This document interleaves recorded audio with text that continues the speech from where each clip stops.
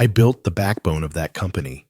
18 years of code systems, firewalls, and quiet fixes no one ever saw. When things worked flawlessly, they never asked why.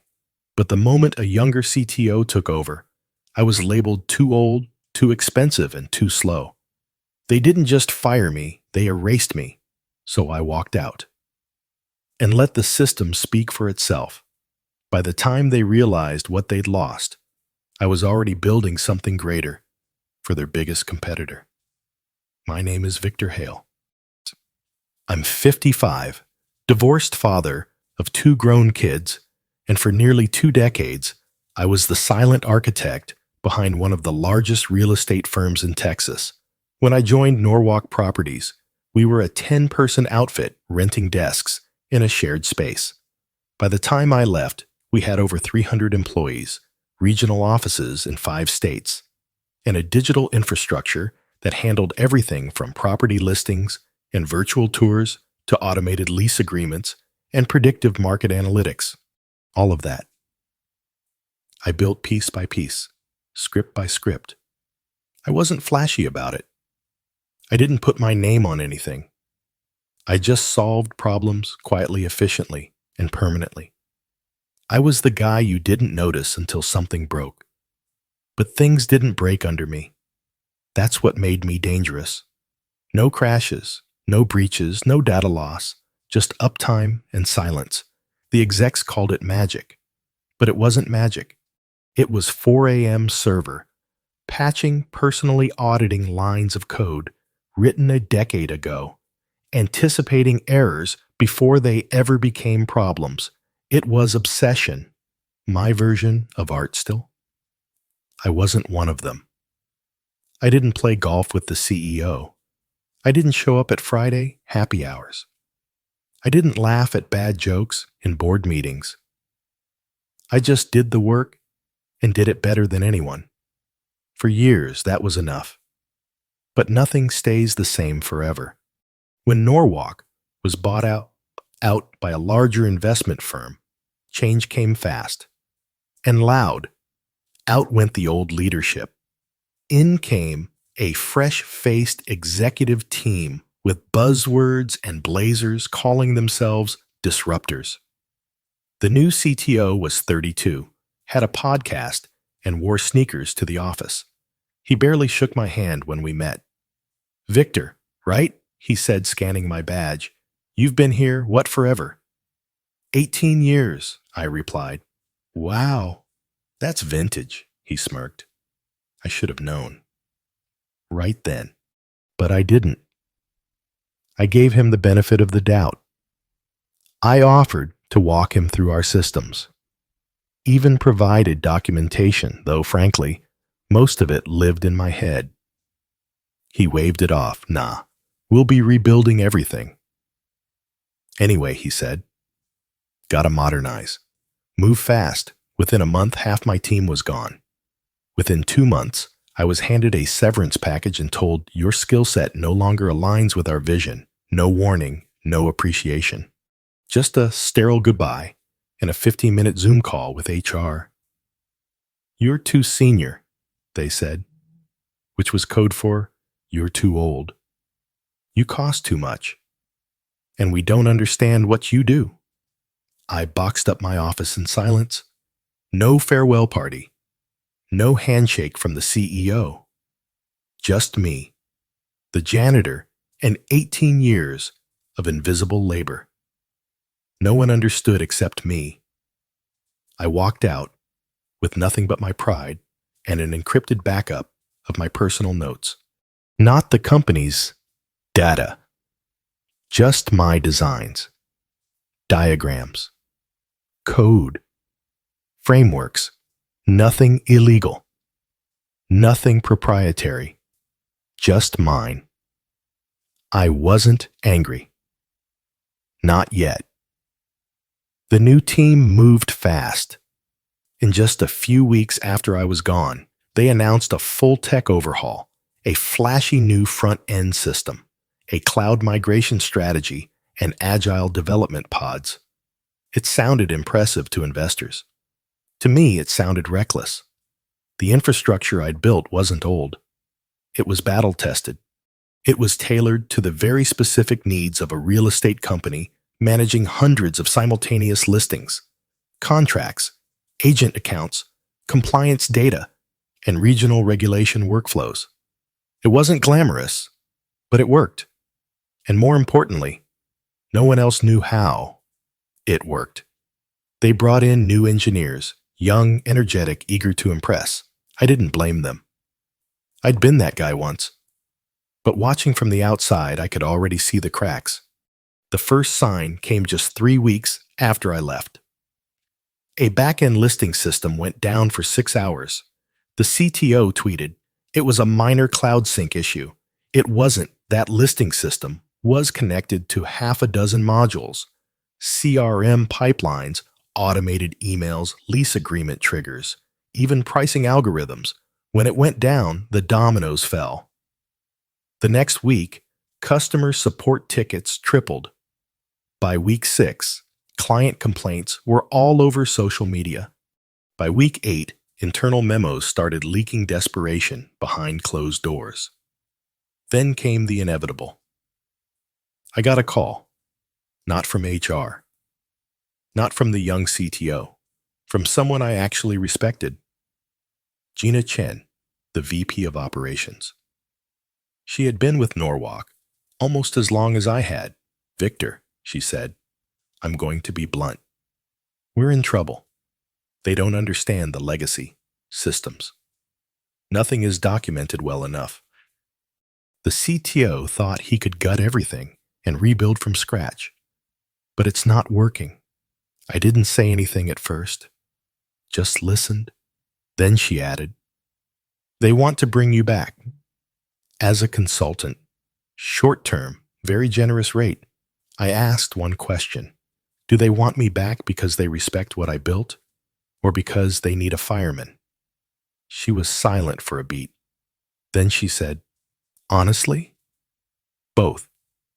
I appreciated her honesty, but I didn't accept the offer.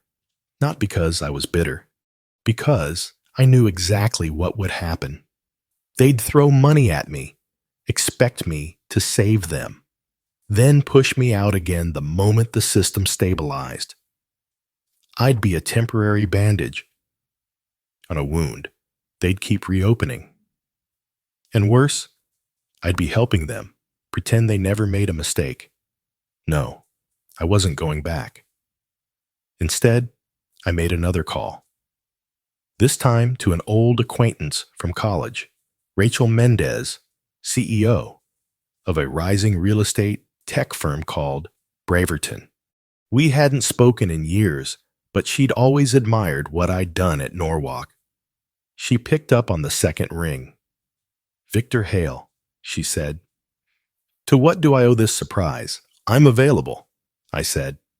"And I have ideas." She didn't hesitate. "Come in Monday.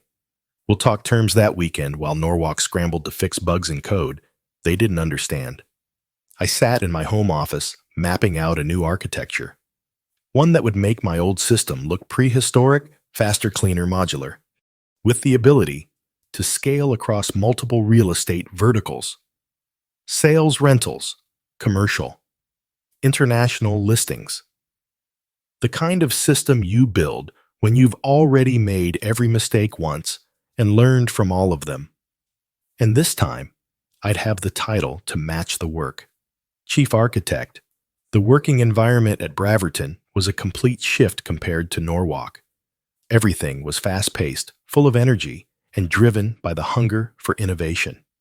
When I first walked into the conference room, I could immediately feel that the old me was no longer a fitting description. Suddenly, I wasn't the older guy with outdated ideas. I was a seasoned professional, someone the entire company was looking up to. Rachel, the CEO of Braverton, gave me complete freedom to develop the new system. "Build it the way it deserves to be," she told me. And I did just that. The first month was spent outlining what I wanted to create. The system I envisioned was not just an upgrade to Norwalk's technology, It was going to be a revolution in real estate tech. I called it Nova, an all-encompassing platform capable of handling everything from property listings, dynamic pricing, contract automation, to AI loops for customer interaction. Everything had to be perfect. Everything had to be new. The first step was to lay down a solid foundation. I began with the database structure. Norwalk's systems were a chaotic mess, unorganized, and not scalable.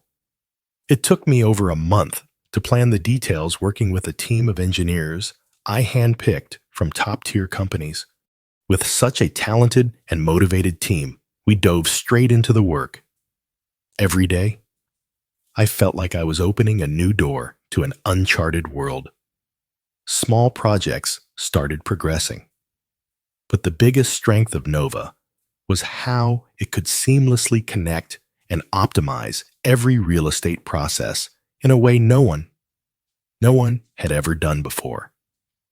After just 3 months, the alpha version of Nova was ready for launch. Meanwhile, Norwalk was descending into chaos. They didn't realize that things weren't as simple as they had hoped. The new system project, led by the young CTO, was facing endless problems. Within the first 3 weeks after I left system, errors began to pile up. The first was with the property. Listings data was delayed and not syncing properly.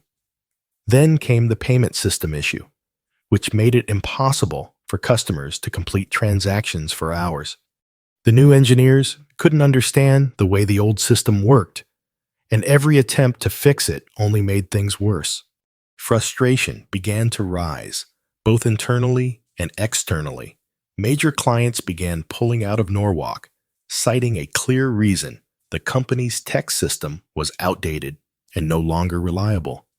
Complaints from customers were mounting, and executives within the company started realizing they had made a grave mistake. One day, I received an email from Gina, Norwalk's VP, someone I'd worked with closely for years. She didn't send a public email, but rather one through a secure address. "Victor, we need you. We're in big trouble with the system. It might be beyond saving. Could you come back and help us?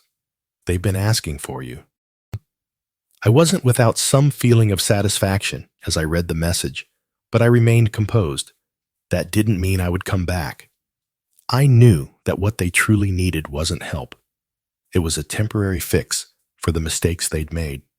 When the offer came to return with a very high salary, I didn't hesitate.